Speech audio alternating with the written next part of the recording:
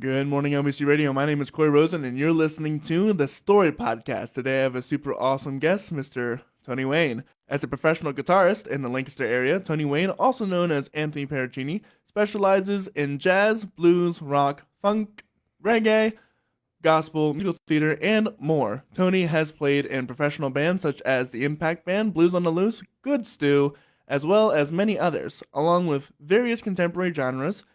Tony also brings experience as a professional pit musician for musicals. The Dutch Apple Theater, American Musical Theater, and Open Stage Harrisburg are just a few of the many theaters Tony has played musicals and shows for. Tony has managed and played in many of his own groups, such as the Anthony Pieruccini Trio, otherwise known as AP3, Tony Wayne Band, Full Circle Ensemble, and more. Tony holds a bachelor's degree focusing on jazz guitar from Lebanon Valley College. How are you doing today? I'm doing well. How are you doing? I'm doing pretty good. Good. So you have this incredible list of your work. I gotta know, where did it all start for you? Was it as a kid, or was it as it grew into an adult? I imagine it started as a kid. Kind of. Music in general, it started when I was in fifth grade. I actually started on clarinet, believe it or not. And I actually played clarinet all the way through high school. And in ninth grade is when I learned the guitar. And it's actually a pretty funny story. I was playing clarinet and I wanted to join the jazz band, but in like a high school jazz band, they don't usually have clarinets. So the band director's just like, well, like, we don't have clarinet and we have too many saxophones. So, Right. saxophone's pretty similar. So probably shouldn't do that. But and I was like, okay, well, what don't you have? Because I was like, I'll play anything. Like, I'll learn it. I don't care. And he was like, well, we don't have a guitar player. And I'm like, okay. So the guitar program at my school was very difficult to get into. So Oh wow. it was very like everybody wanted to learn guitar. So and there Of was course, limited right. limited lesson slots. So what happened was that was about halfway through my freshman year of high school, and I had gone to the guitar teacher, and I was like, hey, I really want to learn guitar. And what happened was because I went halfway through the year instead of when you're supposed to in the beginning of the year, there were a few people who quit. So I had, Oh, you had a chance. yeah, Yeah. I was able to get a slot. So I learned guitar and I picked it up and basically practiced as much as possible because I wanted to join the jazz band by my sophomore year of high school. So yeah, I learned it and just like since then I've pretty much practiced every single day. And yeah, I was able to get in jazz band, and I realized that the guitar is a lot more versatile as an instrument than clarinet. I mean, I love the clarinet, but you can't harmonize, you can't play There's certain only so much you genres. can do with the clarinet. Yeah. So I was like, I felt very liberated learning the guitar, and it inspired me to keep practicing and getting better and learning new things. So it was, I think, junior year of high school that my guitar teacher at the high school I was going to was like, hey, you're picking this up really quick and you seem really motivated. So he got me set up with lessons at Lebanon Valley College, not to be confused with Lancaster Bible Right, of College. course. So LVC. Hmm. And I started taking lessons through then and my senior year of high school. And then I ended up going to Lebanon Valley College. I already had credits there from my lessons, and meant that I was able to pick all my classes before everybody else. It's very nice. So through college, I focused on learning jazz, of course, but I also focused on playing in different bands and such. My degree was in jazz guitar performance, so I put a large emphasis on performing. So as much as I was on campus getting work done and getting my gen eds out of the way, I was also off campus trying to play as much as possible. Mm. And My freshman year of college is when I started the Anthony Pieruccini Trio. And We played I think it was a fundraiser, something to do at my church for a Christmas event. And we basically took jazz standards and and just jazz standards and like Christmas tunes and played them. And, that was the start of that. And yeah. And then I got into musical theater, I think sophomore year of college. I played Godspell also for a fundraiser at another church, which is definitely pretty cool. But yeah, and then from there, I just basically kept on playing as much as possible. I would audition for so many bands. I think at one point I auditioned to play bass in like cover rock band. I was like, well, I'm a performance major, so I better get out there and do it, figure it out. Yeah, and just kept on playing, and yeah, at this point, from playing so much, you just start to bridge connections and you play with certain people. And, I always think it's important to show up to a gig knowing what you're doing and playing as best as possible. Absolutely.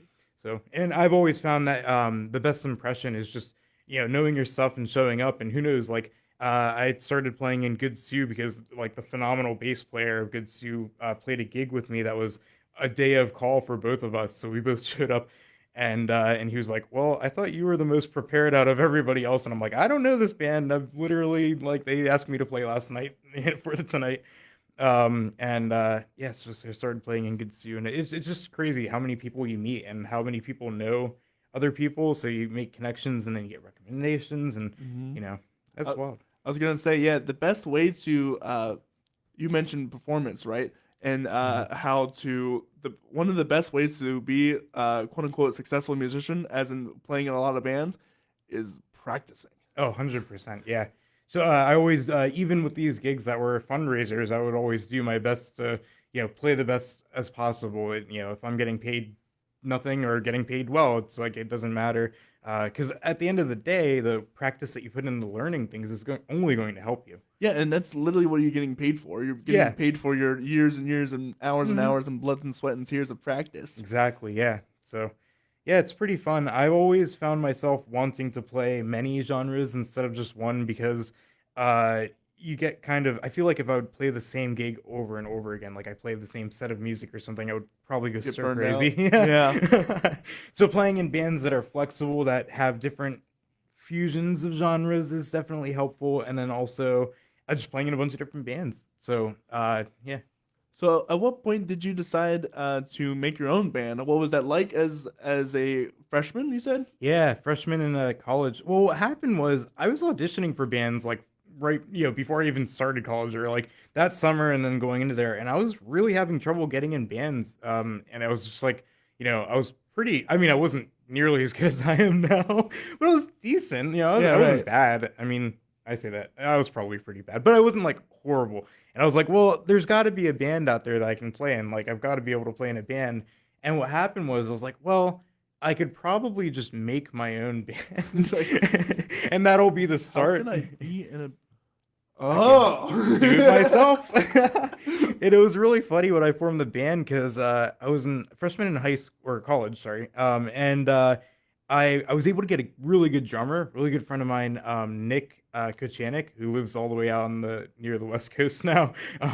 But I was able to get him to play drums, but I wasn't able to find a bass player, and I couldn't Mhm. get any of the bass players at the college I was playing at to play with me, which is really bizarre. So probably one of my closest friends, and honestly, probably more of a family member than friend. I'd call him a brother. Jeremy Blauk, who played mostly guitar, but some bass and some drums as well. I was like, "Hey, can you play bass in my jazz trio?" And he doesn't play jazz at all, but like he literally learned it. Like he worked so hard and was just like, "Yeah, I'll do that." And he like it was just really awesome of him. And so we played that gig at my church with the Christmas music. And then I sent those videos to the Hotel Hershey because I went to Milton Hershey School. So I was like, okay, Mm-hmm. well, I have an in maybe at the Hotel Hershey because I went to Milton. Yeah. So I sent them these videos of these probably not even great jazz Christmas songs because I was a freshman and I really didn't know anything about jazz. Um, and they actually hired us to play in the Iberian Lounge. So I was like, well, we're gonna learn pretty quick. So I got a burn on, and I learned a bunch of jazz trio music. And I put together a band, and it was us. And then we'd have guests because we actually had enough pay to hire a fourth person. And I Oh was like, wow. okay, well, I definitely want to have like different people and stuff. So I would play with like really great people too. Like I would get recommendations of like amazing musicians to play with, and I'm like, blown away. So I would play these gigs, yeah, and that was huge. So yeah, once I formed my own band and got some, I was getting guests in, and I was like playing out a bit. Other people started to hear about me, and I had something to put on my resume. So I was like, Yeah, hey, that's I important. play in this band. Can I play in your band too? And they're like, cool. I'm like, all right, that'll work. So tell me about how you started branching out into different aspects of music. You mentioned you got into music theater, you got into all these different genres. Oh my goodness, yeah. So funny enough, there's a lot of crossover with certain genres, not all genres, but there's definitely a lot of crossover. So a lot of the musicians around here play in maybe two or three That's what I was bands. saying, especially within hmm musicians. Yeah. hmm So like, when I got into one band, one of the horn players might play in like this other band, so I'd play in that band, and then maybe somebody else plays in another band, Mhm. and so it's just this web of everybody. And it's really crazy because even gigs that I play with people I've never met before, like on Friday, I played with an absolutely phenomenal jazz bass player, and I'm forgetting his name right now, but he's really good and really well known in the area, but I've never played with him, and I play this gig with him, and I'm like, oh, he's played with like all these people that I know, and I'm like, I say his name, and people are like, oh yeah, he's a really good bass player, and I'm like, I never knew I was friends with him on Facebook, but I never knew Knew like, about him, yeah. yeah, and I like, so it's just kind of funny how that works, and yeah, everybody seems to know somebody who knows somebody in the music industry around here, which Everybody's is well connected around here, yes. yeah, which is wild. So in musical theater, I played, yeah, the first gig I played was Godspell at a church in Landisville, and I met tons of musicians there, and one of which was Dave Warfel, who's well known in the guitar playing in musical theater around here. And when we were both playing guitar because it was Godspell, there's like three guitar books. Yes, of course. And he was blown away by what I was doing. He was like, once again, that gig wasn't paid. We Right. did it for free, but yeah, he was blown away by what I was doing. He was like, hey, like, if I have gigs, I'll send them your way. So I started subbing for him, and I'd play with other people and meet them, and they're like, oh wow, you're really good, and then they would recommend me for things, and yeah, it's pretty funny with Dutch Apple, which is probably the most consistent theater I play at. It was Finding Neverland, and JP, who I knew but didn't know, like once again, one of those things where Mhm. okay, I was friends with him on Facebook, but I didn't know who he was. He asked me, I remember it clearly, it was a Wednesday, and he asked me to play guitar Wednesday evening for this show I've never heard of in my life.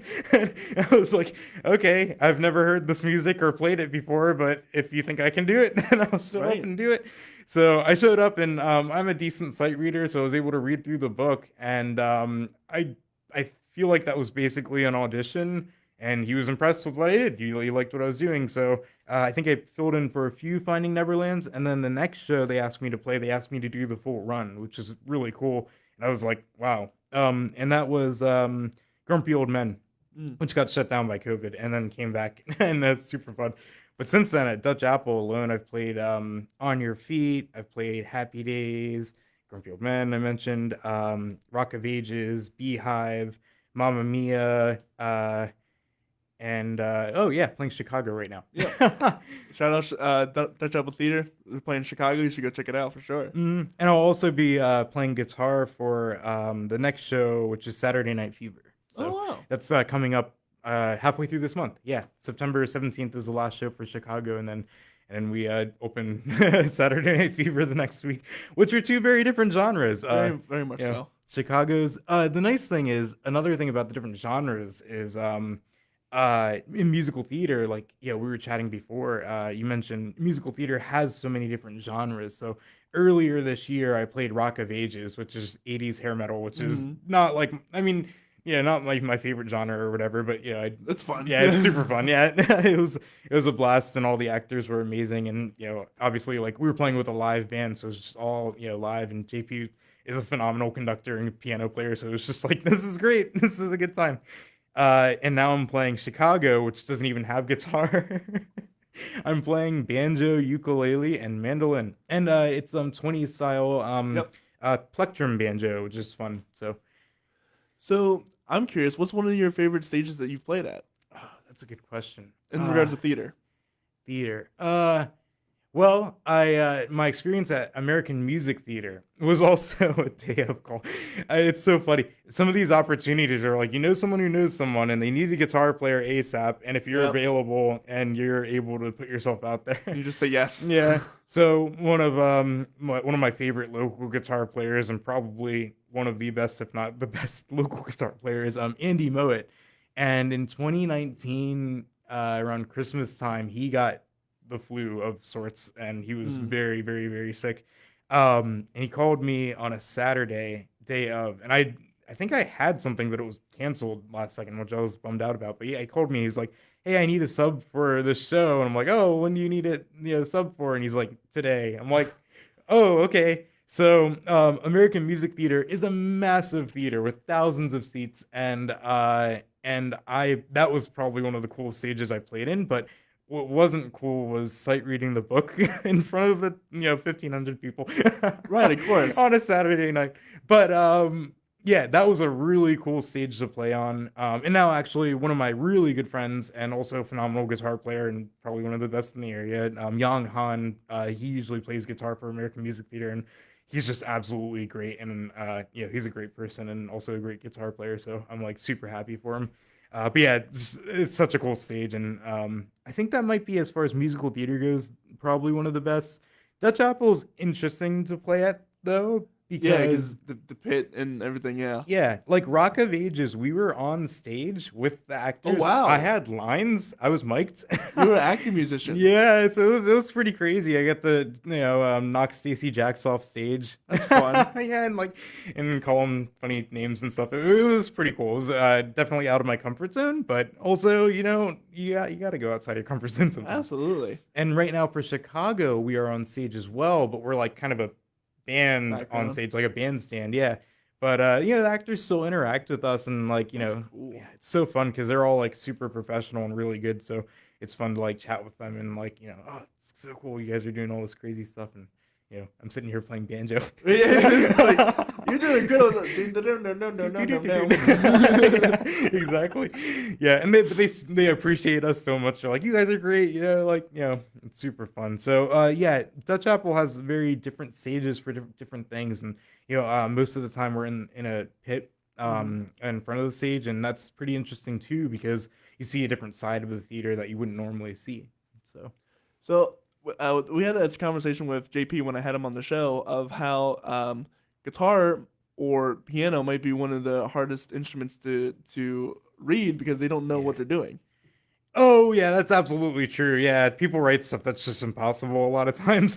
Um, I've like I can sight read a lot of stuff and expect if it's well written music and it's like okay, someone who knows Someone what who, they're doing yes, wrote this, I can sight read it no problem. But in a lot of musical theater stuff, people just like I don't know, they'll like figure it out. yeah, like West Side Story obviously is a phenomenal show, and the guitar book is just like, yeah, we'll write these chord voicings that are literally impossible. They're cluster chords that you'd need a hand Somebody, span this was say of. somebody literally went to a piano and said, "Okay, this chord." Yep, and they just copied and pasted it to the guitar book, and I'm like, that's impossible. So I've found in musical theater and sight reading music in general, it's very important to read the music, but also utilize your ears, play in context of the musicians around you, Hmm. and also take it for a grain of salt. Like, I don't think a lot It's a of guidebook. guitar music is, yeah, I don't think they write stuff literally. I think they're like, hey, this is a suggestion and play something that sounds good. Yeah, right, right, right. And I always check with JP. I'm like, hey, can I play this? He's like, I don't care. Does it sound good? I'm like, yeah, it sounds good, I think. So, so it's a suggestion. So as a guitar player in musical theater, I think it's important to use your musical skills, use your ears, and play what makes sense instead of like taking the book as like this is The exactly gospel. what yeah Yeah. exactly like this is as written, this needs to be respected and played exactly 100%. Now certain music, certain styles of music, and certain books, they Have to be. do write that, yeah. Yes. So for On Your Feet, for example, the Miami Sound Machine literally were in part writing that music. So the guitar player of Miami Sound Machine sat down and made sure that that was what he was Playable, playing, right? yeah. Yeah.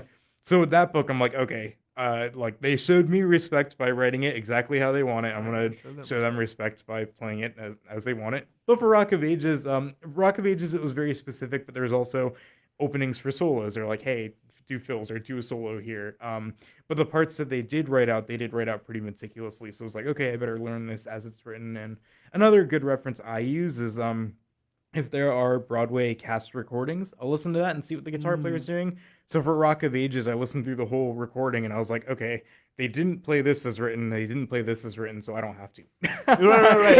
If the people on Broadway did it, Yeah. it's okay if I do it. Exactly. So that's a good reference for a more guitar-driven show. But a lot of shows like Grumpy Old Men, like, they didn't know what they were doing. Right. They were like, most of the songs were just like slashes and chords. They're like, I don't know, play something. Okay. Make it sound good. Yeah, exactly. That's JP. It's just, as long as it sounds good, I don't care. Truthfully, that's what. If listen, musicians out there, Real. if you play anything, make sure it sounds good. As long as it sounds good, it's fine. Yeah, that's what matters. If it's not, like it's jazz. yeah. Oh, that's a blue note. I don't know what you're talking about.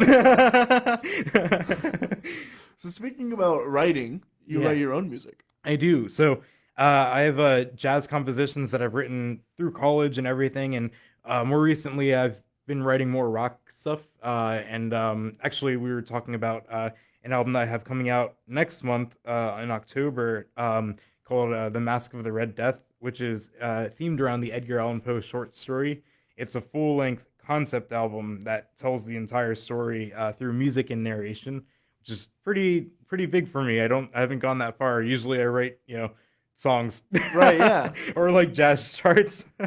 So this is pretty next level as far as composition goes. And I actually I studied composition in college, but I graduated early and I needed to take one more class to get the concentration, and I missed it because I didn't have enough space in my schedule and I didn't want to stay for a whole nother year for one class, but almost had that concentration. That's another thing for college students. Make sure you plan out your semesters. I took that for granted. I really did. Yeah.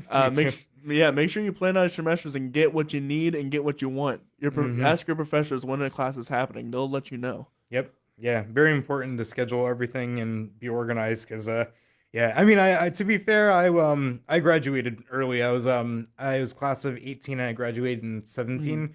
And the problem was they have classes that happen every other year. Right, that's what I mean. Yeah. And exactly. I was like, and you need prerequisites too. So it was just like this class. Right. It was just not meant to be. Because I wanted to do part-time for my last semester just so I can get in and get out. Yeah, it was pretty wild, but yeah, plan out your years ahead. You should probably have your classes organized. Yeah, and it's not that I mean, just email the professors there. They're gonna help. They're there to help you. That's something people don't realize enough, that your professors are there to help you. And funny enough, I still talk to my professors. Yeah, in me college, too. Yeah, For sure. I kind of have to. Like, oh yeah, my comp instructor, I sent him the music that I composed, and I'm like, hey, what do you think of this? Do you have any suggestions? And stuff like that. And I have a lot of respect for the professors at Lebanon Valley College. I'm sure here at LBC as well is amazing, but the Lebanon Valley College music professors are just unbelievable and all just amazing. And I took so many private lessons with so many different people because I was just like, you're really good at what you do. I want to have some of that. Yeah, and I'd argue that would go for like any professor anywhere. Oh yeah, definitely. Especially if it's like a smaller college, because that's more feasible. But if you know a professor, be like, hey, I want to learn more about this. Can you want to tutor me on the side or whatever? I'm sure they'd be open to it. Absolutely. Take advantage of the people you have around you, because it's not going to happen otherwise. Yeah. I don't mean take advantage as in like exploit, obviously, but but if they're there and they're willing, use it. Yeah, that's the way you move forward. Yep, definitely. Yeah. So tell me about this concept album that we have. We have some of your songs. This is unreleased. This is this is exclusive. Yeah. So these recordings are not released yet. And Corey Rosen, I was just like, hey, I have this album, and he's like, am I allowed to share this? And I'm like, yeah, man, it's my own album. I can do whatever I want with it. So I was like, hey, man, we can share some of these songs. The first single from the album will be released on Friday, but we're actually not going to play that one today. We're going to play songs that will not be released until October 1st. When it is released, the whole album will be up on every major streaming. You got your Spotify's, your Amazons, your iTunes, your YouTube Musics. It will be on all that stuff and more. So whatever you use, it's probably going to be on there. It's going to be it's called The Mask of the Red Death by Tony Wayne. This album is probably my magnum opus for now until I write something more interesting. It's pretty amazing. And I had a lot of really amazing musicians play on it.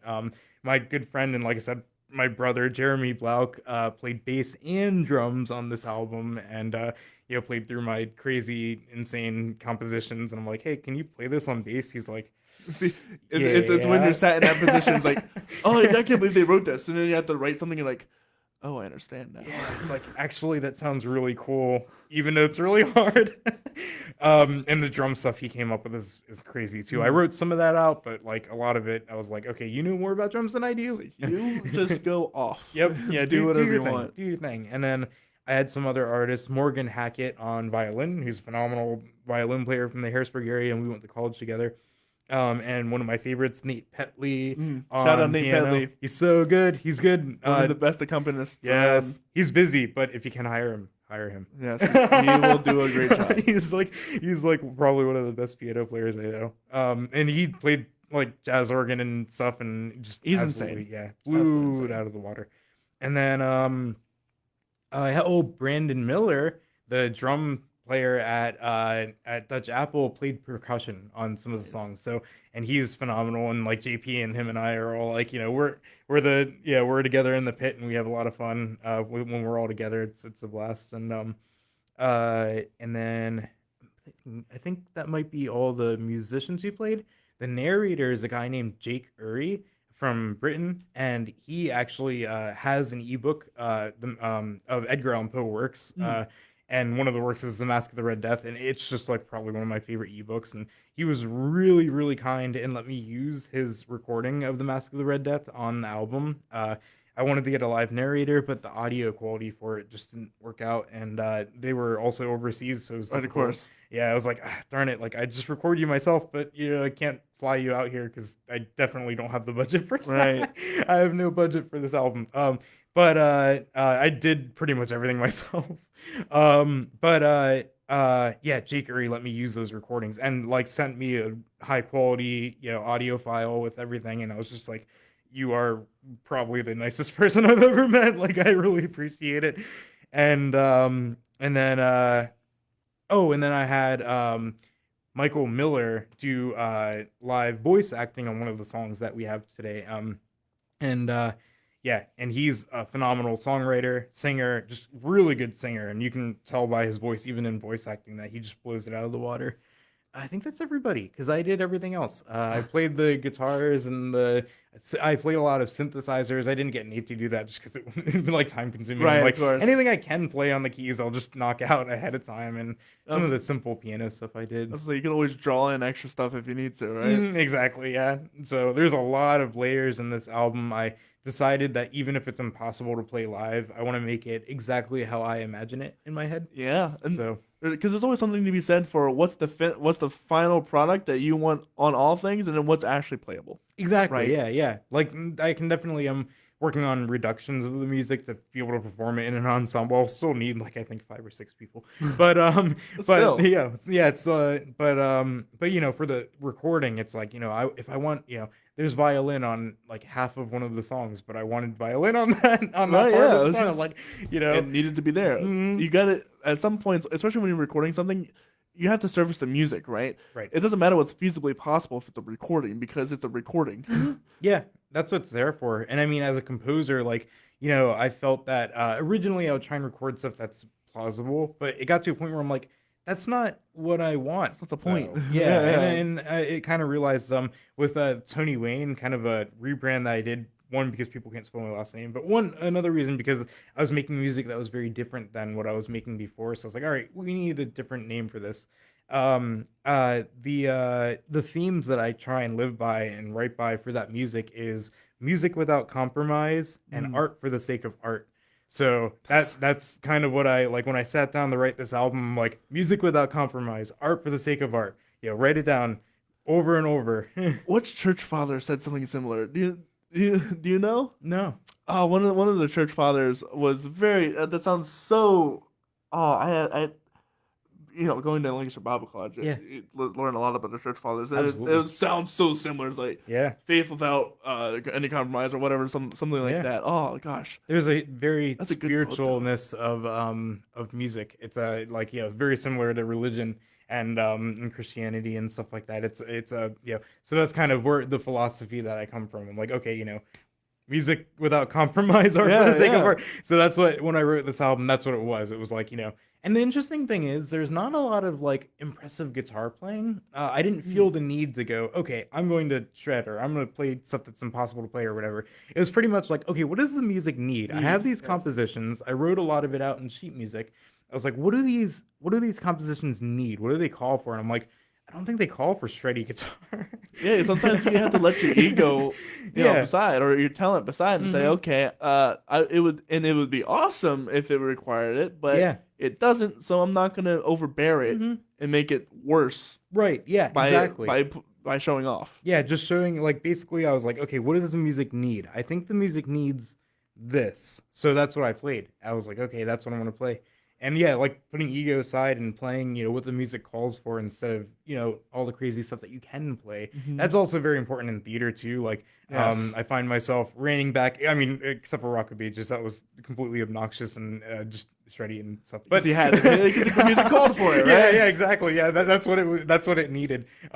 But for my for any other musical, like for Grumpy Old Man, I wasn't Right, sitting just here like, oh, I sit gotta there, shred. Yeah, it's like, no, the music's kind of folky and kind of chill and like and just music calls for. And there are opportunities, I think, in many genres to yeah. explode. Yeah, to have fun and like not that it's not fun to not but Right, you yeah, can yeah. open up and play. Time and a Okay, place. yeah, exactly. So we have the second one from your album, Theme of Prince Prospero. Yep, and this is one of the few songs that actually does have maybe not shreddy guitar but singy guitar. And in this composition, you'll hear a good representation of the narration, and you'll hear a good representation of um the music in general. You'll hear it go through different sort of phases as the story tells. So I figured this would be a good representation of like, hey, this is sort of what the album's about. I think it's one of those albums you should probably listen through the whole thing. It's about 35 minutes long. That's what I say, because it's a whole story. It's a right? story, yeah. So it's a little out of context, but it's I think it's a good representation of what's going on. With that said, this is a theme of, is it Prince Prospero? Yeah. Okay. Yeah, Cool. Prince Prospero. By Tony Wayne. But the Prince Prospero was happy and dauntless and sagacious. When his dominions were half depopulated, he summoned to his presence 1,000 hale and light-hearted friends from among the knights and dames of his court, and with these retired to the deep seclusion of one of his castellated abbeys. This was an extensive and magnificent structure, the creation of the prince's own eccentric yet august taste. A strong and lofty wall girdled it in. This wall had gates of iron. They resolved to leave means neither of ingress or egress to the sudden impulses of despair or of frenzy from within.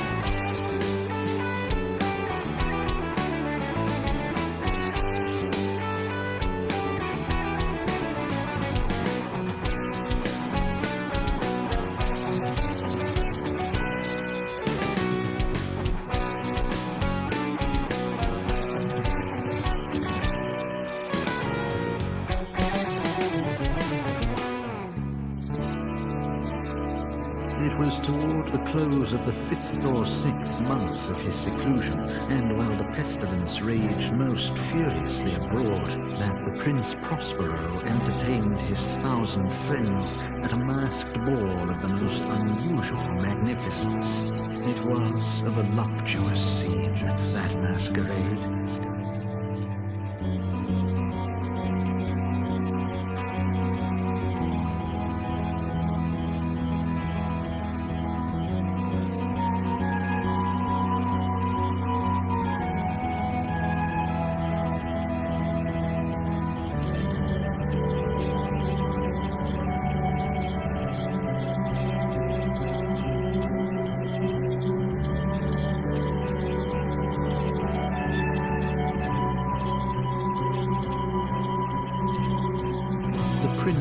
provided all the appliances of pleasure. There were improvisatori, there were ballet dancers, there were musicians, there was beauty, there was wine. All these and security were within. Without was the red death.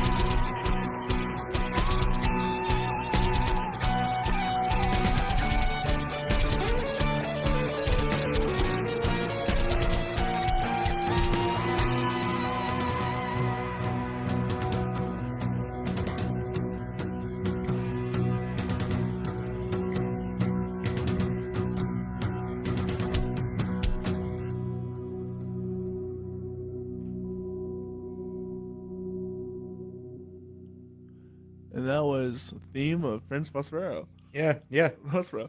That's incredible. That's where do you even begin with that one? There's a lot going. It's a pretty dense song. Yeah, I was listening to. I was thinking about it. It's like that's not a normal time signature.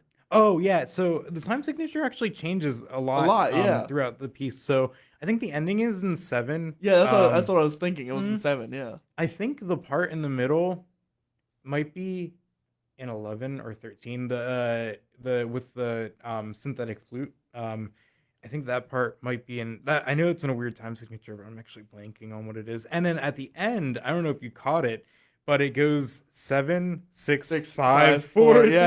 Yeah. I was like trying to. Oh, it's getting shorter. It's like oh. Yeah. I just felt like it worked pretty well as an ending. It makes sense that it's kind of dying out and like kind of the songs after that. The story takes a dive back to a more chill place for a minute. It like explores this like there's this nice things happening, and then it gets a little dark, and then it's like no, it's okay. And then later in the album, in the story in the album, it gets more dark. As is Edgar Allan Poe. Yep, exactly. This is the beginning of the song where it sounds more like almost like a trumpet, and there's kind of a lot of counterpoint going on. That part is the like theme, the actual theme of Prince Prospero.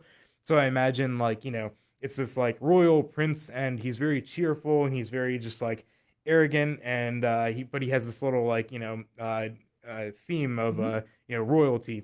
Yeah, it's very. So it's kind of that kind of vibe there, and that's his actual theme. And this album, I used a lot of like themes throughout the album that make a reappearance, and that theme, Like motifs. Motifs, yeah.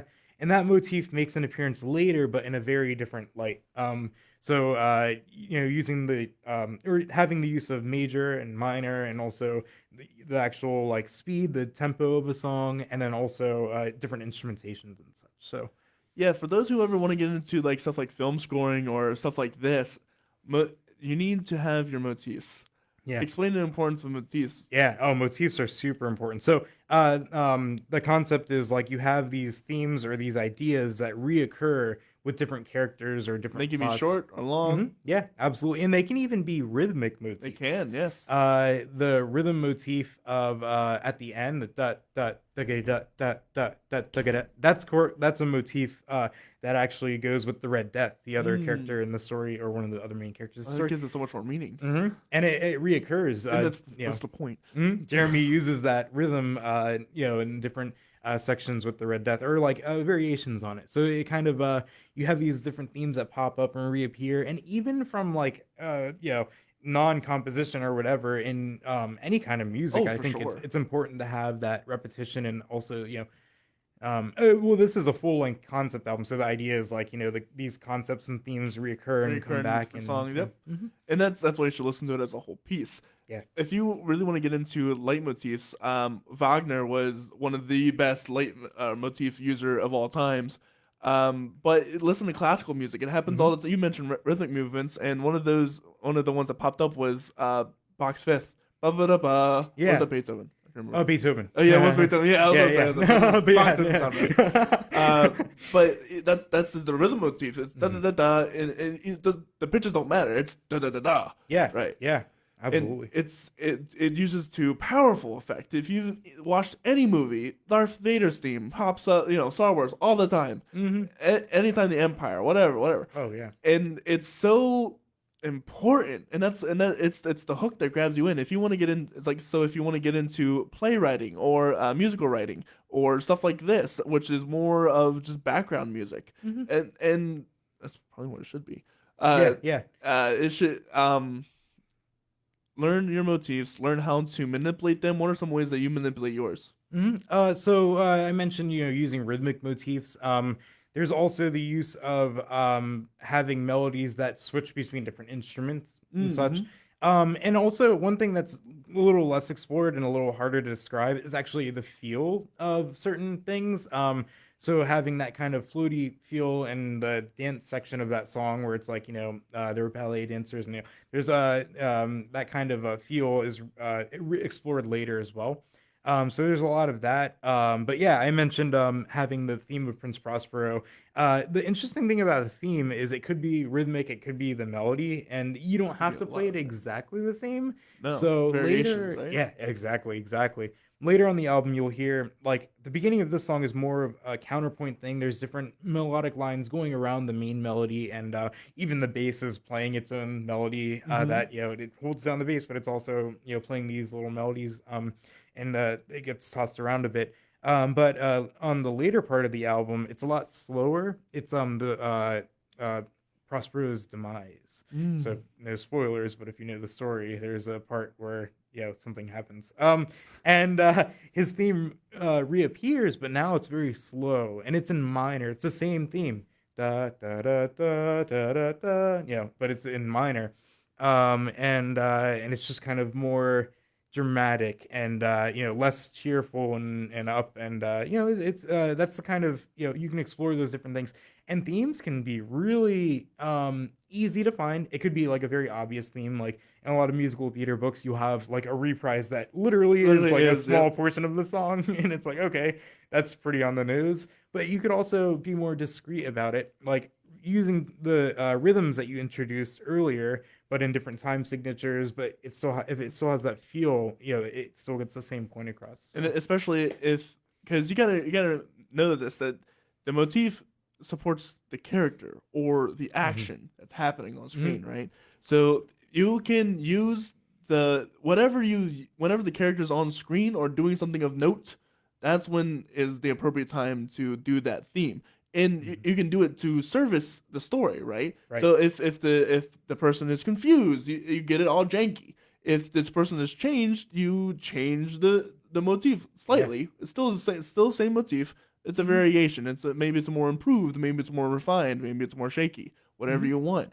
Uh, and and that's what developing, and that's something a lot of people I don't think understand is, Yeah. that's something that took me a long time to wrap my head around, was, and I'm still not there yet, was how do I make a theme, and then how do I develop it, because it's like when I have a theme in my head, or when I listen to like the old guard, shall we Mhm. say, of music, they are masters at taking one theme and making it into something that's almost, to an untrained ear, it's unrecognizable. Yeah. But when you can look at the notes and reduce it, and it's like, oh, that's literally the theme, just with a bunch of arpeggios and all this other Mhm. quote unquote nonsense. Yeah. Yeah. Um, Sometimes it is. Yeah. It really. Yeah. Yeah. It can be. Yeah. Sometimes that makes sense, Yeah, but sometimes it makes sense, but learn how to make your themes and variate them, and this is gonna help you in your songwriting as well. yeah, absolutely. One thing, kind of in the light of that, but a little bit different, is improvising in solos. I play a lot of blues and jazz, and in those genres, there's a lot of improvisation. And in blues in particular, one thing that I've been exploring, because coming from jazz into blues, like obviously as a guitar player, everybody learns some blues or whatever. Yeah. But like, actually playing like with Blues on the Loose, who's like they play pretty legitimate, like, okay, this is blues, This like is legit specifically, blues, like, actual. and not like blues funk or blues jazz, No, which I blues. absolutely love. Like, but also it's just like, straight ahead blues. You get rid of a lot of the stuff that can kind of make it, like in funk blues, for example, you can do a lot of funky stuff, and that kind of gives you some stuff to work with. But with regular blues, the guitar in a solo can be very exposed. So I've found myself doing is working on the idea of exploring a theme. Like I'll start a solo and I'll maybe like repeat the same thing I just played, but with a different rhythm, and explore a theme. And also I like to break it down and kind of simplify, because I could sit there and shred all over a song for the entire solo, but no one wants to listen to No one that. wants to. I mean, maybe some people do, but They want to be intrigued. yeah, I want to, maybe I'll use that as a tool later in the solo, but maybe start off with 3 notes. What can I do with these 3 notes to make them sound good? Listen to all the top soloists, and they're doing exactly that. I think one of there was a sax player or a trumpet player. I'm pretty sure it wasn't Louis Armstrong, but it could have been. But what they would do is Miles just play. Davis. Yeah, that's exactly what it is. I know Okay, you're talking about. I love but Miles. Just one note. Oh yeah. Same thing, different rhythms, just one note, and it's incredible how he because it is Miles Davis. You can do so many things with one note and time. Yeah. And the feel and just the articulation and there's all so of that. many. So B.B. King's another good example as far as guitar goes. Like if you break down what he's doing, and like I said, I can whatever shred over anything. But the thing is, like, if you take one note and like, okay, how do you play that note? How do you and with guitar, I mean, and I'm keep going back to guitar because that's what I do best. Yeah, sure. But you can you can bend the string, you can sustain and use vibrato, the way you pick the string affects the sound. Dave Wilson, I played a jazz gig with him on Friday, actually played a few jazz gigs with him on Friday, and I played after him yesterday with Blues on the Loose. Shout out Capona Festival. Oh yeah, Capona, yep, Blues, and then I played with Debo tonight, also a phenomenal artist. But Dave Wilson played before us, and he checked out the Blues on the Loose set, and he was like, you're using the same guitar, the same pedals, the same amp, but it sounded different. Like, on Friday, he was like, it sounded more fusion. It sounded more like, light, delicate. But here, it sounded more like Stevie Ray Vaughan. It was more, and he was like, what were you doing? And I'm like, man, it's the articulation, you know? On Friday, I was playing jazz, so I was light touch, and that's how I generally play as a default. But, but when the genre calls for it, with Blues on the Loose, you got to dig in. Yeah. Blues is supposed to be gritty. It's supposed to get that. It's angst. It's old people angst. And also when you play jazz, there's a lot of notes to work with, so it's more important about the melodies. I find seem to be more important. The articulation and everything is also very important, but like it's more about like how you or the notes you play and how you play the notes, and also the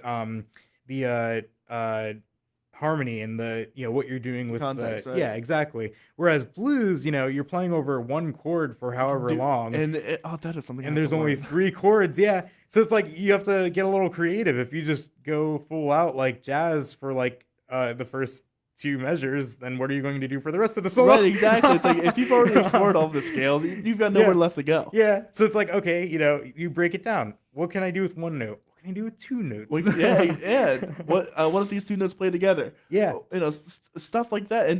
And if you listen to all the great albums, like I didn't realize this, but like Muddy Waters, for example. Oh yeah.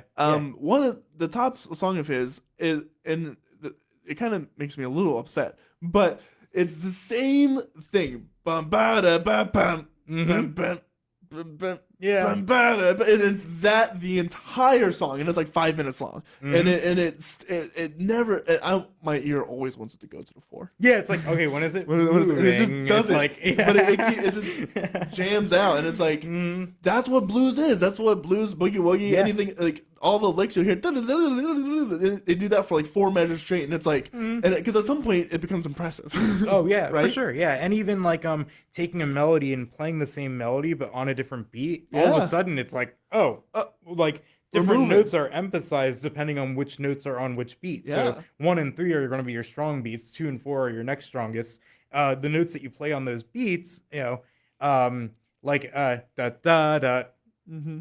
Da, da, da, da. What notes you're emphasizing change even if it's the same exact notes that you just played. So kind of exploring that, and like I said, the way that you play the notes, the articulation, and maybe like you play a note, but you play a small short melody that you a theme, if you will, and you end it on a different note. And it's like, oh, there's so much you can do without not doing anything. Yeah, exactly. Yeah, it's like, wait a minute. It's literally noodling around. Yeah. And because you can say something without saying something with your guitar.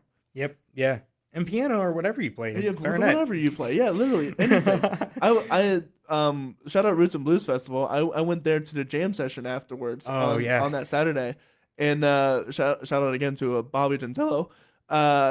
I had known him, and I was like, "Hey, can I hop on the piano?" And he said, "Yeah, come on up here." And I was like, "I didn't know what I was doing. I'm getting better at hearing things, right? Yeah. Because ear is important when you want to play music with multiple musicians." But I didn't know what to do. But they were just hanging on ba ba ba ba. So it was like, or ba ba, just the one in a minor third. And I was like, I can play rhythm. I can do that. And the funny part is when they look at you and do a solo, I'm like. And then I just stick on that, and then I add a little licks that I had pre-learned, and this is another thing: learn licks in all keys. Definitely helpul. Definitely helpful. It's easier on guitar because you can just move the licks in whatever key. Piano, I have to change fingerings, but whatever. Well, thankfully, every good guitarist plays an E or A or it D. Is true. Right? Oh no, yeah. But so and just knowing, I know it's blues. I can get away with not doing anything but doing something, and being very, very relaxed, and add in whatever little licks that would fit at the moment, and then just look back and say, take it. Yeah, definitely. Yeah, definitely. Yeah, and like I said, that playing a solo is a composition. You are composing in real time. In real time, and it's a skill I think you should absolutely spend most of your time on. Yeah, I think if you're a songwriter or a composer, I mean, absolutely, you can't really get any more creative than that. Even if you're not going to play the same song, the same way a million different times. You're going to be in different contexts. You're going to play a song differently in a concert hall than you are at a bar, than you are at your home, than you are at just a random jam at the bonfire or whatever. Learn or improvise. See where you can go with things. It's gonna make you a better musician. Yeah, definitely.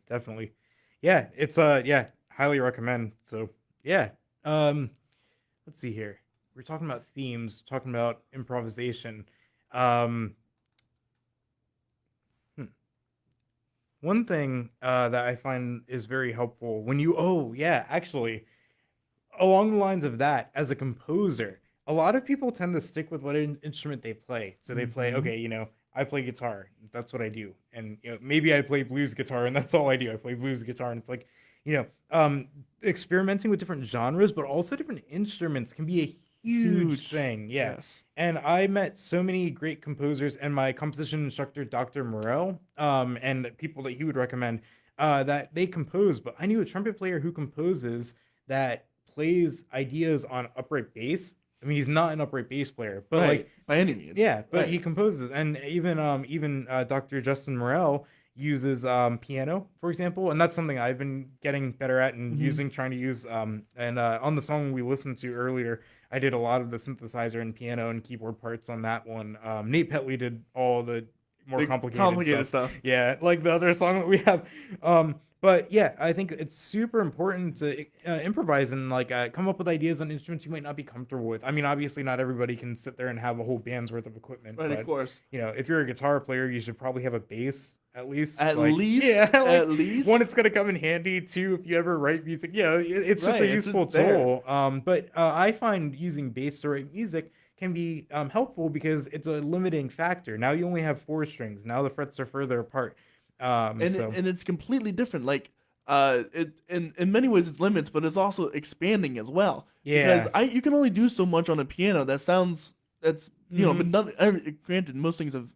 Well, I shouldn't say that, but a lot of things have been done on piano and guitar, right? And there's just the way that's voiced. It's completely different. You can have so much more range if you use either instrument, depending on what you're trying to do. Yeah, definitely. Yeah, there are certain chord voicings that you just can't play on piano, but you can play on guitar, and definitely a sounds lot of voicings you can play on. Yeah. And yeah, even the timbre. Like I found, Yeah. yeah, and that's actually a very interesting fact too, timbre, and especially as a guitar player and even a piano player with keyboard and Mhm. patches. Even using the instrument you play with a different timbre. Like if you play piano and you're trying to come up with ideas and maybe you're hitting a dead end and you're like, I have this concept, but it's not working. Try an organ patch. Yeah, I Maybe was the like, sustain is what you need, or the aggressive sound, or maybe you need a clavinet, mhm. clavichord sound. And then on guitar, it's the same deal. Like, maybe you're trying to compose on an acoustic guitar, and there are some limiting factors or timbre that you're just not getting. Maybe an electric guitar is the answer, I was gonna or say, a different electric guitar. if you want to know why guitarists have so many guitars, Yeah. it's the reason. They all sound completely different. And yeah, and different guitars inspire different ideas. I find Yeah. myself, playing the same exact thing differently on different instruments. And on the album, I mean, I used for the melody of the song we listened to, I used my Gibson Firebird, which has mini humbuckers. It has a very punchy, bright sound. I felt like it got closer to a trumpet sound, which is kind of what I was emulating or going for. And other instruments in that section, you hear a clavichord, I'm pretty sure, clavinet, keyboard sound, and then electric bass and drums. But later in the song for the guitar solo, I actually used the Charvel Pro Mod, which is just a very expressive, smooth instrument. You can, it's an instrument that gets out of the way of what you're doing and lets you play. But the problem with that is if it lets you play too much, then you can overplay. So Yeah. certain instruments that are harder to play, like different setups with a higher action, can inspire different things. But it's just a matter of with guitar players, it's a matter of having the right tool for what you're doing. And Yeah. I find myself using all kinds of different instruments for all kinds of different shows. I mainly like to use my Fender Strat that I ripped apart and modified a bunch of times. But for Beehive at Dutch Apple, which is 60s, pop music, I was using my Firebird. I thought that had a better sound for that. And for Rock of Ages, it was the Charvel Pro Mod because I needed an instrument that would let me basically play like really difficult shreddy guitar stuff for 9 times a week. So I needed an instrument that was just like, all right, play what you need to play, and I'll just be here being an instrument. Yeah, man. Well, we're kind of running out of radio time, so where can people find you? Okay, yeah. So I'm on Spotify. I'm on YouTube Music, of course. All those different things. The albums that I currently have that are most recent are Re-Try by AP3, which is my fusion album I released earlier this year. And then as far as Tony Wayne goes, I only have the one album that I did, which is called Out of Thin Air. Mm. And that album came out in 2019, but that's on all the major platforms. So you can find me there. Yeah, and then on Gigs coming up. Yep, Facebook. Oh, gigs coming up. Yeah. So let's see. Let me check my calendar. I gig a lot, so it gets a little excessive. Dutch Apple. I'm playing Chicago right now for a few more weeks. So that's 20s style. I'm playing banjo and ukulele and mandolin. I'm not actually playing guitar. But this week I have a sub in, and I'm playing at Midtown Cinema in Harrisburg on Thursday. Some solo jazz stuff. Friday I'm with Los Monstros, which is a Latin band that I play in, Latin fusion, and they are at the Appel Center in York on Friday. Saturday I'm playing with Good Sue for all the local people. Good Sue at 551 West. Which is 551 West King Street in Lancaster, PA. Mhm. Good Sue's one of the original bands I play in, and we are a lot of fun, and everybody in the band's a lot of fun. John Godinez, the person I mentioned, plays in that band. And also Mike is like a co-lead guitar player, and he's also really, really good at guitar too. So you hear two really good guitar players. Yeah, and those are all the big ones. I have some other gigs here. We have another one of your songs that we'll play to go back to the radio with. Talk to me about the chase. Okay, so the chase is a 2.5 minute banger. This song, so the album right after Prince Prospero, the story takes a turn and talks about the castle that Prospero is holding his party in. And the castle has all these themed rooms that are all drastically different, colors and decorations. So what I did is I used those ideas to come up with songs for each room. So the blue room, for example, is a sad kind of song, and the purple room is very passionate sounding. And I use that to explore different composition techniques using the color and the idea and the concepts of that. And this song is all of those songs compound into one song. So you hear every single one of those themes in this heavy rock kind of banger.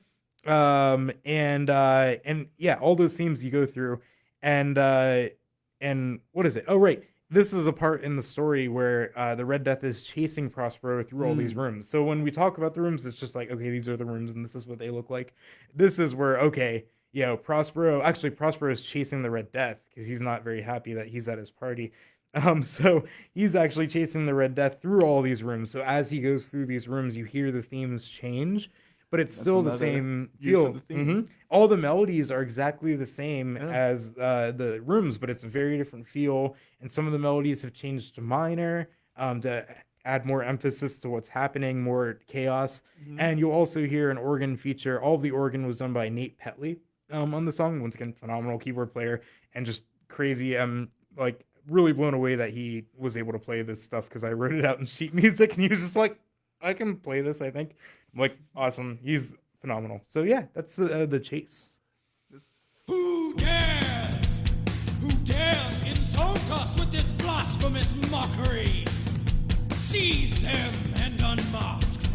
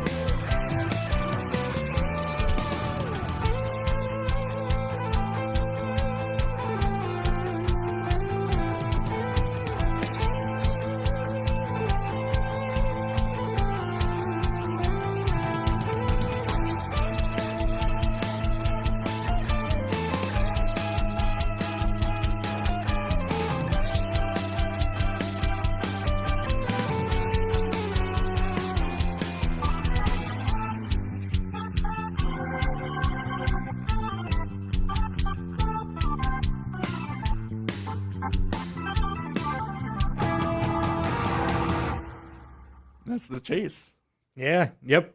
It's a banger. So be sure to check out Tony Wayne on everywhere. Yep. This album is coming out next month. Yep, in October, and I'll be dropping the first song from the album this Friday. So you'll hear the opus statement, I guess, and then the entire album will be out on October 1st on all major streaming sites. And for those listening on the radio, we're going to continue this conversation on Facebook Live. So if you want to follow us, you can search up The Story Corey Rosen, CORYROSEN. You can find us anywhere, Facebook, Instagram, Spotify, Apple Podcast, wherever you do your streaming or anything. If you want to check out all of our past or future guests and events, you can go over to facebook.com/The Story Corey Rosen or on Instagram at @the_story_podcast. And we're going to get you guys back to the radio.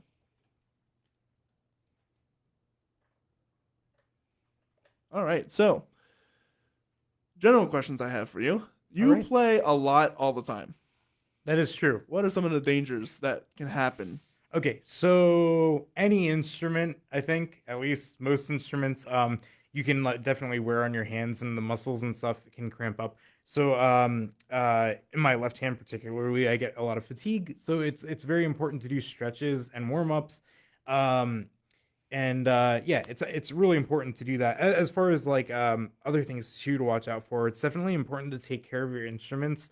If you play guitar, you should restring the strings often enough. Luckily, piano seems to be pretty self-sustaining for the most part. If it breaks, it's like it's broken. Right. Right. So as far as that goes, but if any stringed instrument, any reed instrument, you should take care of your reeds. And instruments in general, you should take care of and respect your instruments. As far as playing out, I've never had anything stolen, knock on wood. But obviously you should keep an eye out for your equipment. You shouldn't just leave it places. I don't think most people most people do respect instruments, and I found like people even who don't play are just like, okay, that's an instrument, so I should treat it with respect. Right. Yeah.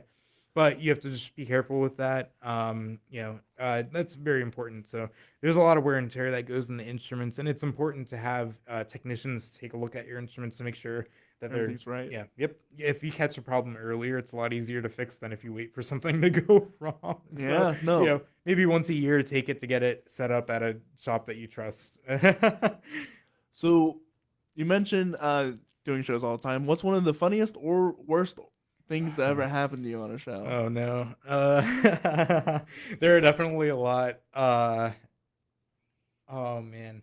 Well, you see, one thing that happens it happens occasionally is you're at a show, you're at a gig, and you have the set list, and you learn the set list, and then they're like, hey, do you know the song?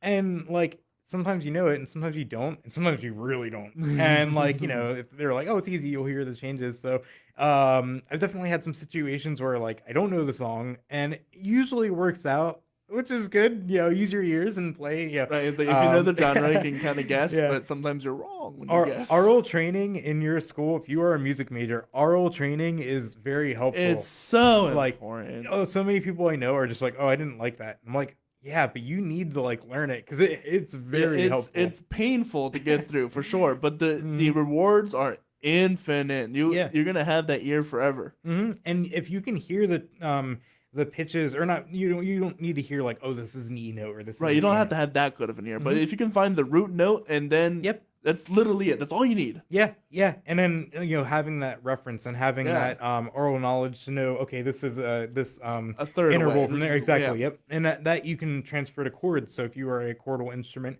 you can hear that change and go, oh, okay, we're at the 1 chord, we're at the 5 chord now, we're at the 4 chord, whatever, and obviously if it's an out of key chord, that gets a little bit more advanced, but for the most part, it either sticks to that or maybe the occasional modally borrowed chord. You might hear a minor 4 in a major key, which is, it just happens. Which is very predictable sometimes anyway. Yeah, so you should work on being able to hear that. So I've had some situations where that's happened. The most embarrassing... Oh boy. I mean, I've definitely had some embarrassing situations. There was a show where the drummer just didn't really know what they were doing. Or I think they knew what they were doing, but what they were doing was very poor in taste, which don't be poor in taste, please. Right, no. If you're a musician out there, don't play with poor taste. No, you're absolutely right. No matter what instrument you're playing, don't play what's at least... what makes sense. Yeah, right. Play what makes sense. Anything extra... time and a place, right? Right.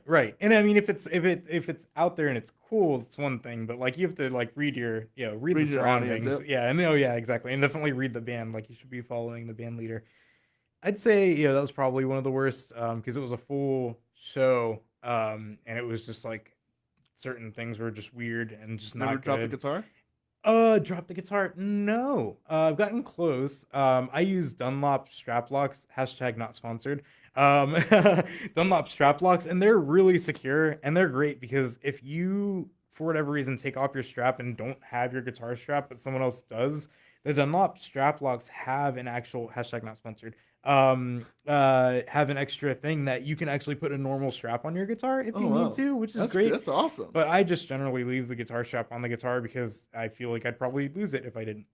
but those are really secure. I've never had issues with them. I've had, man, on my main guitar, I've had them on for like 6 or 7 years, and it's never fallen off the strap, which is great. Yeah. So no, I don't think I've ever dropped the guitar. I've had guitars knocked over. Oh yeah, that's Once another again, pet watch peeve. your Yep. instruments at gigs. People don't intentionally usually take them or break them. No, but you it know, will people are happen. walking and things happen. So yeah, like I'm notoriously bad at bringing a guitar stand at almost every gig because I usually have one guitar. So I'm like, Right. I don't need a guitar stand. It'll be on I'm me. gonna be holding this guitar for the whole time. Then But, break in comes between around. sets, yeah, exactly. So it's important. Now, usually it's not fatal. Guitars are pretty durable instruments, but if you sit there with like, a saxophone, put it on a stand and get a nice stand. Get a Hercules #not-sponsored stand. Sorry. No, this is good advice. Yeah. Hercules stands, they're well known and they work very well. So, make sure you take care of your instruments. It's very important. What's one of the best pieces of advice anyone's ever given you? Best piece of advice.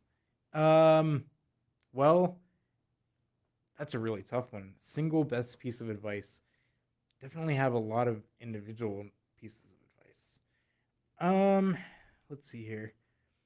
I guess I would say, do your homework. That's probably what. Legitimately. Like before the gig, but also do your homework at home. But learn if you show. So rehearsals are rehearsals. They're not practice. A lot of people. I mean, if you're in a band where you're creating music or whatever, that's practice. But if you're in a professional setting, no matter how much you're getting paid, if you're there for free, if you're there for $10, if you're there for $200, it doesn't matter. Do your homework and show up prepared. I'd say that. And as far as do your homework, and I guess in line with that, as far as being prepared, definitely have the equipment necessary to do the job. Mhm. So you want to make sure that your equipment is durable, it holds up. You want to make sure works. that and I actually just remembered, sorry to go back to the Go for earlier it. question. I just remembered my most embarrassing moment.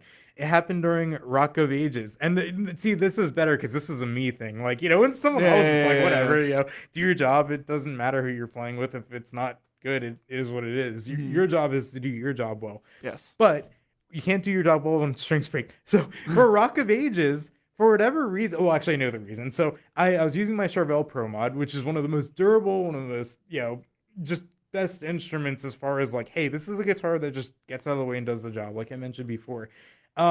Because the show calls for dive bombing and heavy whamming, which I pretty much never really do, like maybe like some like light, vibrato for David Gilmour, but I also like just, use my finger for that. You can do vibrato without a whammy bar. Mhm. So anyways, this show calls for a lot of that. It's like a lot of dive bombing and whammying and all that. And for whatever, like I said, I do know the reason. The thick strings, the low sounding strings, the ones that are heavily wound, were breaking because it would rock on the saddle while I was whamming, and it would actually start to slice through the strings. And I was Wow. breaking, I think, 3 or 4 strings a week at some point for this show. Now, it was heavy guitar. It was a lot of guitar. It was shreddy guitar, Right. and it was a lot of whamming. So, like, there's that. But probably the most embarrassing string break that happened is there's a moment in that show where I go to the front of the stage to play the solo of Don't Stop Shred, Believing, right, which yeah. everybody Yep. knows, and I have to play it. Yeah, I play that as written because I'm like, okay, the people in the You audience have or to, whatever. yeah.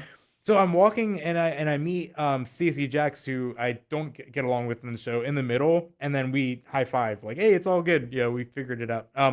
But what happened was my string broke as I was walking up. I played the first note of the solo, and the low E string, the low sounding, the thick E string, not the thin one, the thick one snaps. And normally that's not a big deal. You just play the rest of the solo, right? Yeah. But with a floating bridge, like the Charvels and like any kind of shreddy guitar have the floating whammy bars, so you can do the up bends too. What happens is there are springs that hold the bridge in place, and the springs jut back because now there's no pressure on that the string. big string, yeah. So all of the notes are out of tune. Oh no! So I'm sitting there like, what do I do? And I'm just like walking across, like, what do I do? So I'm just like making noise on the guitar, You're, like you're looking back, panicking. And like, Yeah. okay, I gotta keep going. I think. And the sound person was like, they said that I just looked up in the audience with a sad look on my face and just, I was like, No, that was so embarrassing. And like people were just cheering anyways. And I was just like, they don't care. oh my God. Like, and I have a backup guitar, but what do I do? Like, I can't Right. switch to my backup when I'm in the front of the. Start you know. walking and you walk back. Yeah. I'm like 15 feet away from my backup. I just give Stacey Jacks a high five. I'm like, yeah. And then I like run back so I can get my backup guitar and play the rest of the song. I was like, oh my goodness, what? So that was horribly, That's horrifying. yeah, and just like absolutely embarrassing. I was so embarrassed, and I was like, it wasn't my fault or No, of anything. course Like, not, you know, right. I did everything right, but sometimes you do everything right and it doesn't work out. Yeah, right. No, it's absolutely the case. But you did the right thing. You kept going. Yeah, you gotta just keep You doing didn't something. stop, yeah, right? yeah. I tried to. Yeah, don't stop believing. But I Right. tried to play the solo as I was like, I'll pen the notes in tune, and it's like, oh no, this is really out. beyond repair. It's like this is really bad, and I'm like, just make some noise, do some shreddy stuff. Well, yeah, and even then, when you're at like a performance or something, you Oh, can also be a crowd raiser. You can just you can if your instrument breaks, you know, you go like, oh, Yeah, just keep going, Be yeah. be a performer, right? Because performing is part of your job anyway. Oh, 100%. Right. So you gotta be a performer. Gotta be a crowd engager. Be a cheerleader. Do Oh, stuff yeah. like be. It that's- reminded me. There was a scene earlier or at another show where my string broke when there was a scene with Stacey Jacks where he's kind of like giving the band crap because the whole thing. I mean, if you haven't That's seen kinda Rock of funny, Ages, though. it's ridiculous, but it's really funny. Yeah, Stacey Jacks is like being a jerk, and he's like I'm playing stuff, and he's like shoving me back because I'm trying to make my way up to the front of the stage, and my string broke in that song right before I'm supposed to push him off stage. So what I did is I pushed him off stage, and I'm like, he broke my string. Yeah, right, And then I was yeah, like, yeah. okay, now I gotta switch guitars because I gotta play the rest of the song. Yeah. But it was just like, you gotta go with the flow. You gotta, I watched the, I think I mentioned to you, I watched the story with JP, who's my boss at Dutch Apple, who's the director for it. And he mentions, things go wrong sometimes. things There's go wrong power sometimes. outages and like stuff, breaks, but you just have to keep going, Yeah. So- Don't ever stop the show. That's the worst thing you could ever do. Yeah. Don't you. And some people will say, well, acknowledging the problems. No, stopping the show. You're gonna acknowledge the problem and do it tastefully. Yeah. Right. Yeah. Exactly. Like you said, he broke my string. How? Yeah, just exactly. Make it part of the bit, right? Yeah. But the worst thing you could ever do is stopping. Yeah. You have you- to keep going. You have to keep going. Because at the end of the point is the world doesn't revolve around you, right? Right. And you can't stop something because that's just Then the audience knows. then the audience knows something is wrong. They probably thought it was really funny. Yeah, they and- probably thought it was really funny, and then When, when everything stops, it becomes serious. It's awkward. And it's like, ugh. oh yeah, Yep. yeah. Just keep going with the flow. Do your crowd work. Do whatever you have to, and then whenever you have that break, fix it. Yep. Yeah. Nobody Exactly. will be the wiser. Yeah. JP mentioned, there's stuff goes wrong, and if you fix it, people don't know.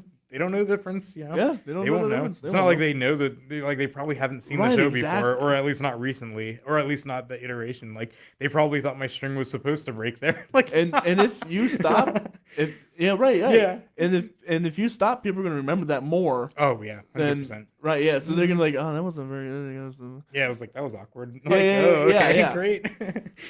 Yeah. Like Stacey Jacks just falls off stage. I didn't push him because I was like, my guitar broke. Right, yeah. It's like you gotta keep going, keep going. gotta keep going. Yeah. You gotta ignore everything and just keep going, keep the show Mhm. rolling. What are some of the biggest mistakes that you have seen or have made yourself, and how can we Oh, yeah. prevent that for future musicians? Mistakes. Yeah. I mean, mistakes happen no matter what. Yeah. Like, you could rehearse it a million times and still make a mistake. Well, I'm trying to think of a specific instance. I mean, I probably have mistakes in every show I've ever played. Well, of course, but I mean more of like that was brutal. yeah. Well, in musical theater, and I don't know if I can pinpoint a specific time where this has happened, and not that it happens all the time, Right. but like there were some really brutal times where I came in where I was not supposed to, and like when I play loud and proud. If I know I'm supposed to be in, I'm like, all right, Music- or I think I'm supposed to be in at least. I'm like, all right, we're gonna do this. I'm gonna play this note, and it's gonna be there. I always play confidently, but the problem is if I'm confident, but I like maybe be But you're wrong. miscounted. Oh yeah, wait, you know what? That just happened the other day. On banjo, of course, the loudest possible instrument and the most obnoxious. So everybody definitely knew that I made a mistake. I mean, or at least I thought I did, or I thought they did. But I literally played a measure early while the singers were still singing when I was supposed to play like a little like response bit with the band. Oops, sorry. And yeah, I played on the downbeat once again, loud and proud, confident C note where there definitely wasn't supposed to be a C note. And you just play it, and what happens to a lot of people is you make that mistake, and then you make mistakes for the rest of the song because now you're like Now you're put off now you're guard. nervous. Yeah. But I've found that it's best to just forget. Yeah. Like, Literally. well, it happened. Move on. Don't, No one cares. Don't worry about it. Yeah. Say the worst thing you can do when you make a mistake is worry about it. Oh yeah, because then you're just gonna make more mistakes, which I've Yes. done, and I wouldn't be saying it if I haven't done it like a million times. Yeah, it's like you make a mistake. Okay, it Get happens. out of your head. Yeah. Just Get move it out on. of your head. Stop getting in your head. Stop overthinking. Because you say that one mistake. Oh, jazz. Don't worry about it. Yeah, yeah.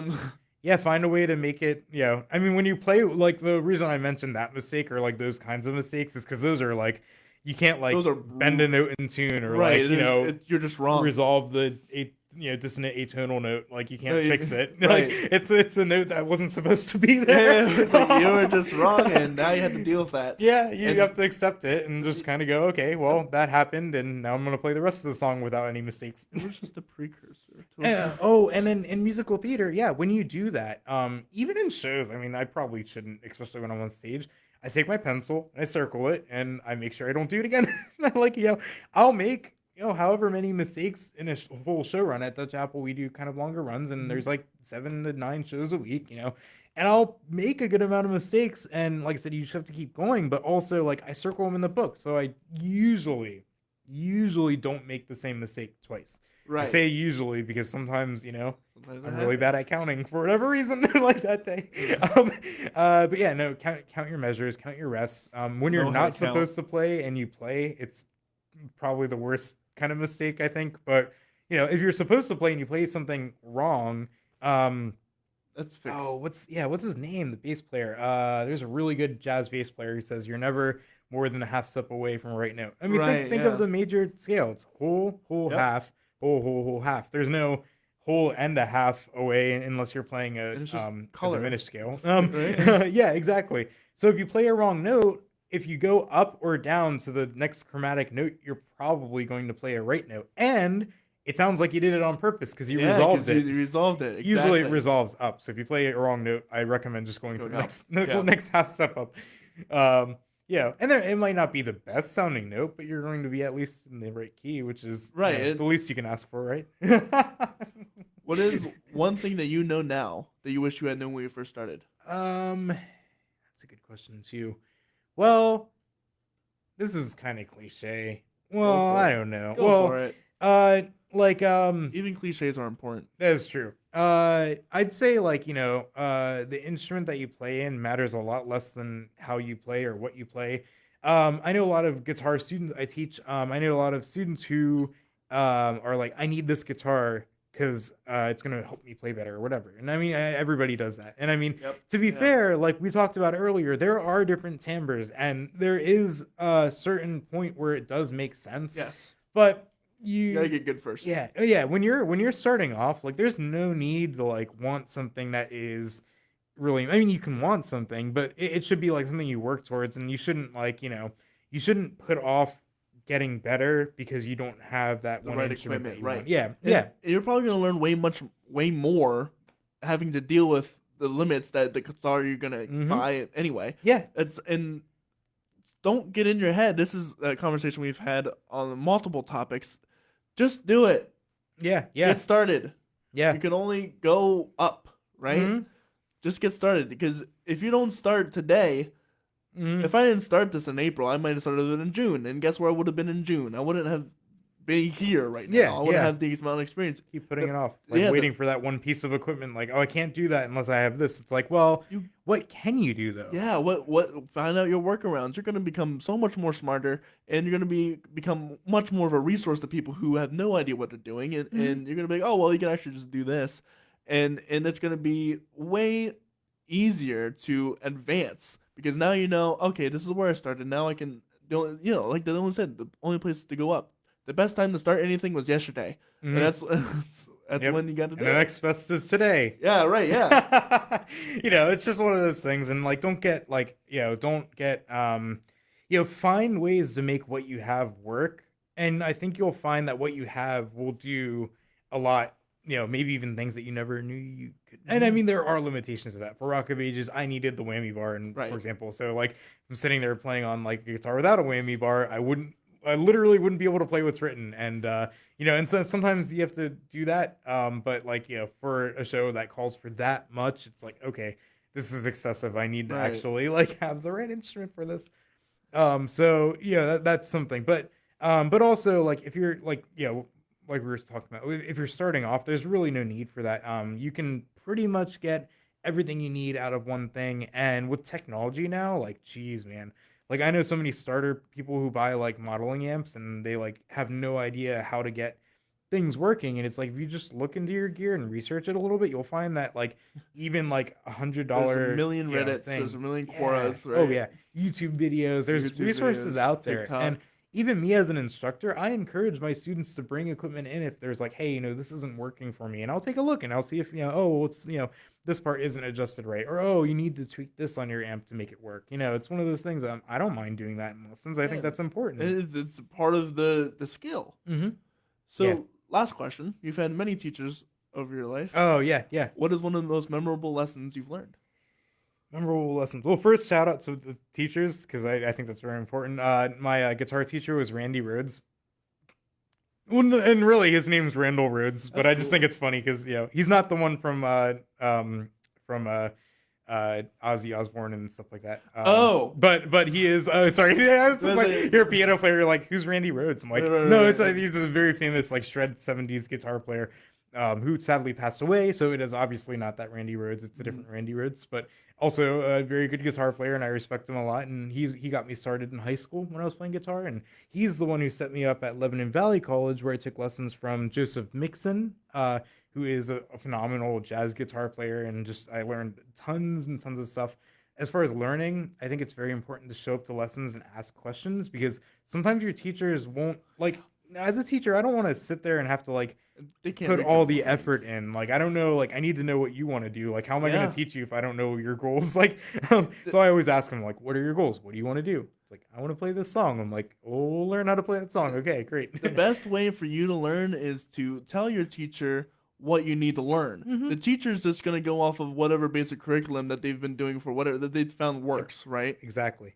You Which, gotta nothing wrong with that. Nothing but wrong yeah, with yeah, that. That's what they're there to do, if nothing else. Yeah. But if you're not going there asking questions or setting, and fair enough to the teachers as well, you got to ask these questions as Right. well. But to the student, if you're paying to learn something, Mhm. ask questions. You're Exactly. literally paying. This is their job. Mhm. And people be like, oh, I don't want to bother. It's their job to be bothered. Yeah. Like, we want to be bothered. We want to know what you want to learn, and that's how you get the most out of lessons, and that's how you learn the most, especially the most of what you want to learn. Because if you have a very specific goal and you aren't expressing that in lessons, you're going to learn like the fundamentals, which is fine. The fundamentals are very important to know. But if you can kind of fine tune that, a lot of teachers are more than willing to fine tune their curriculum to work To for what you. you want to learn. And I'm one of those. I will change my teaching to fit your needs. You know what I mean? So I think any teacher, and my teachers definitely did that a lot. Especially Randy Rhodes, not really a jazz guy, but I wanted to learn jazz, so wanted to audition for jazz band. So he put his standard stuff aside. He's like, all right, well, we're gonna learn some jazz, and it's like he does understand and play jazz, obviously, and just a incredibly intelligent person, both of them. But learning that was very helpful. So shout out to them. Shout out to all the teachers that I worked with, Josh Tyndall and like I said, Justin Morell in composition. Just all these teachers and all the other teachers that I worked with through college. But most important lesson was the question, right? Yes. Sorry about that. Most important You're lesson. good. So let's see here. That's a really tough one too, because I think lessons aren't about any single moment per se. Like, No, I mean, yeah. And when I say lesson, I mean like a concept or Oh, moral or something okay. like that. Okay. But I did use that to have you shout out your teachers for sure. Yeah, I appreciate that. But, Yeah. But because teachers teach way more than Right. skill. Right. Absolutely. Yeah. Like in just knowledge and just everything. Well, I think concept-wise, one of the most helpful lessons that I had, at least on the guitar specifically, was learning the modes up the guitar neck. So modes are important in theory. But on guitar specifically, they are incredibly important because if you learn every scale, every mode in the key of G, for example, going up the guitar neck in different positions, double octave scale, you learn every single pattern that happens on the guitar. Earlier, we talked about how, really? Yeah. You remember how I talked about how you can play the same lick in different keys the same way on the guitar? Unlike piano, where you have different keys, if you learn the major scale if you learn the major scale modally up the guitar neck, even if you only learn the key of G, you will know every diatonic, meaning any scale within a key. You will learn all of them, because the matter of the fact is that if you know the G major scale in second position, double octave, you can take it up and play it in seventh position, and now it's the D major scale.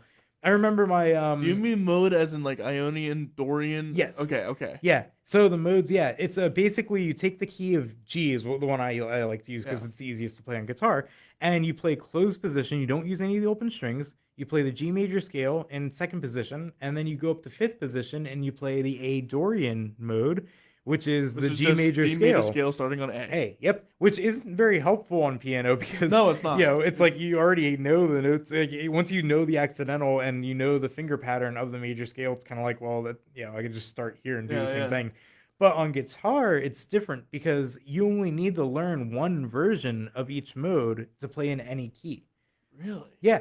I can play any Dorian mode using the same exact fingering if I just start on a different fret, which is why I prefer the guitar over piano as far as theory goes. No offense, but no, I've just realized the amount over time I've realized like guitars like. Because guitar's like the cliche instrument, whatever. Yeah. But it's the reason why, because it's such a good instrument. Yeah, it's incredible, and I mean there are things on the piano that are better. Right, of course. Like visualizing what's going on and what notes are accidentals. Because here's the thing: if you look at a guitar neck, like there's no differentiation between what notes are flats and sharps or naturals. Besides the dots. Yep. Oh, and the dots are just harmonic hotspots along the string. So that's more of a reference of what position are you in. You know what I mean? So. And the position, by the way, for guitar player listeners who don't know, the position is where finger one is at. That tells you what position you're in. On guitar, it's obviously different on violin and different instruments. So on the guitar, if you learn the modes, and that's part of my teaching curriculum, I like make sure I pretty much always teach the modes, because if you know the modes, you can play pretty much anything. And any of the rock solos that you're learning and stuff, they're following these diatonic patterns. I mean, you really only lose that when you start to get dissonant and atonal. Like if you're trying to play John Cage, the modes aren't going to help you. But no tonal theory is going to help you at that point. Nothing is going to help you for playing John Cage. Sometimes you don't even have to play John Cage. Yeah, it's like 4 minutes and 33 seconds. You just stare at the piano. Like, okay, great. Yep. You know what I mean? So at that point, it's like, okay. And you think we're joking? We're not. Yeah, check it out. What is it? Is it literally called 433? Yes, it literally is. Yep. So it's like you don't need, obviously at that point, you're at the most absurd level of composition, and your theory isn't going to help you in these lands. Jazz, it's level 7 jazz. Jazz. Jazz is interesting because the modes do help in jazz, but in a different way. Because there is some tonal, or a lot of tonal aspects in jazz. Jazz, until you get to really avant-garde, is pretty much like the same rules as classical theory, just sped up a little bit. You have your 2-5-1s, but the keys change every other measure. So learn your 2-5-1s. Oh yeah, Satin Doll. Learn Satin Doll. Satin Doll? Yeah, that's the song to learn. You get 2-5-1 in like 6 different keys. So I gotta get a standard book. Yeah. But yeah. So you learn your 2-5-1. I mean, and it's basically the same rules as classical theory. It's just you're playing in this key now, and you're playing in this key now, and the keys change, so you have to kind of go with the flow. And then you can get to some advanced jazz where you start to modify. But the modes are used for that. You have Lydian Phrygian, or Lydian Dominant, Lydian Dominant, where you have the raised fourth, which is in the Lydian mode, but the dominant seventh, which is in the Mixolydian Mixolydian mode. Yeah, so, but you have them both in the same scale, so you get to the more dissonant stuff, but you're still using these modal terms, and even the patterns that you use on the guitar neck in specific will still help you in that situation. So I find the modes to be incredibly helpful and useful in a lot of, any situation really. I use them when I'm sight reading. I use them when I'm, improvising. It's pretty much every situation the modes come in handy. And using that with your oral theory skills that you learned in college, maybe, or in lessons, you can do a lot. There's a lot you can do, and pretty much anything you need to do. So I find that to be incredibly helpful. So that was probably the most useful thing I learned, and I learned them when I was in high school, but taking lessons with Joseph Mixon at Lebanon Valley College. So what I would do, actually, when I took lessons with multiple instructors through college and everything. I was taking composition with Justin Morell, but I was taking jazz composition with Josh Tyndall, an incredibly good jazz organ and piano player.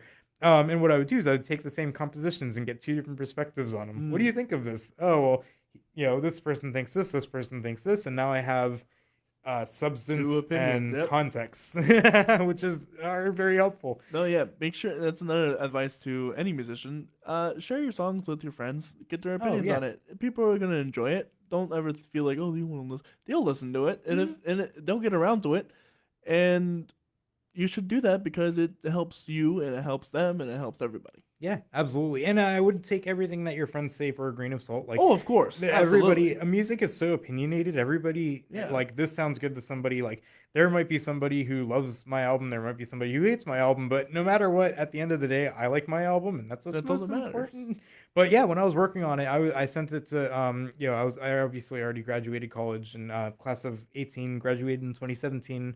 But I sent it to Justin Morell, and I was like, hey, what do you think of this? Can you offer any advice? When I still had the scores, when I was still working on the composition, he's like, and he gave me his opinion, and I appreciate it, and it was very helpful. So I do that with mixing a lot too. I'm like, I go to all my different mixing people who I know who are good at mixing, and I'm like, if I'm working on something, I'd say, what do you think? And because everything sounds different to everybody. So so getting different opinions is the best way to learn and develop, and also make a product that most people will enjoy, most likely, but more importantly, make something that you like that sounds good. So this has been a lot of fun. Yeah. Corey Rosen, it's been great. This is awesome. Where can people find you? Just again. Yep. All right. So I'm on Spotify, all the music, overlords. You can check me out on all those. Re-Try by AP3, and then right now Out of Thin Air by Tony Wayne. But in October, you will hear Mask of the Red Death, once again on all major platforms, October 1st. And this Friday, I am releasing the first single of the album on all major platforms. You can look it up by, it's called The Theme of the Red Death. So it's the opening statement of the album, and that will be released on Friday, all major platforms. And then you can also find me on Facebook, Instagram, TikTok, I think, all the major things. Under Anthony Pieruccini, Tony Wayne, all of them. So, if you want to know how to spell it, you can look in the description. Description.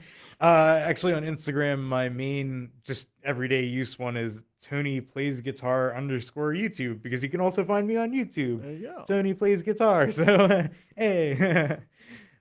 If you want to follow us, you can do so anywhere. You can search up The Story Corey Rosen, CORYROSEN, on Spotify, Apple Podcasts, wherever you do your streaming. You can find us there. If you want to be up to date with all of our future guests and events, check out our Instagram at _story_podcast or facebook.com/The Story Corey Rosen.